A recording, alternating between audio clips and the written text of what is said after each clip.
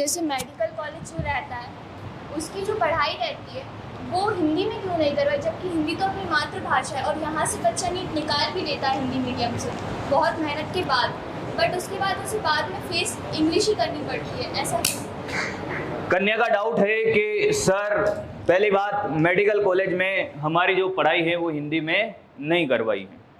Medical college में जाने के बाद हम इंग्लिश में पढ़ते हैं सारी चीज़ों को। बेटा बात नहीं, बहुत अच्छा क्वेश्चन है भाई, ध्यान से सुनना। या बीटेक वाले कोर्सेस में भी जाओ, कोई सा भी जो बड़ा कोर्स होता है वो सारे इंग्लिश में होते हैं।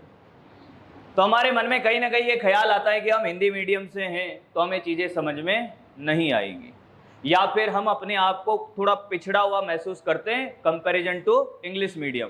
भले ही हम सेम कॉलेज में, सेम ब्रांच में, सेम टेबल पर बैठे हैं, एक इंग्लिश मीडियम का बालक या कन्या है और एक हिंदी मीडियम का बालक या कन्या है, तो कहीं ना कहीं हमारे दिल में ये ख्याल आता है कि यार नहीं, he is better than me. अरे हाँ कि ना?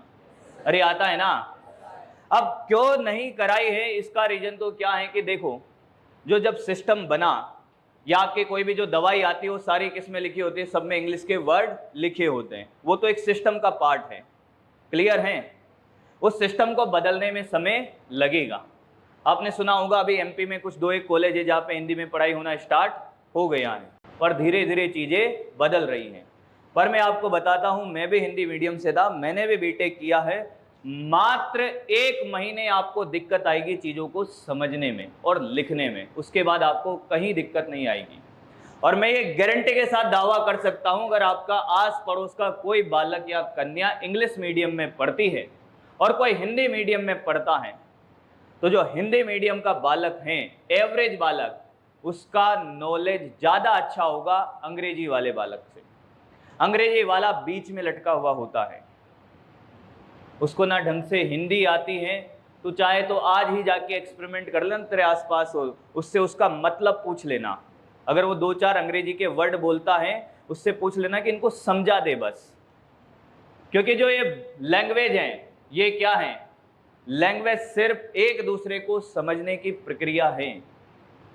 अगर हमें हिंदी में बढ़िया समझ आता है तो आपको अंग्रेजी से कोई लेना देना नहीं है।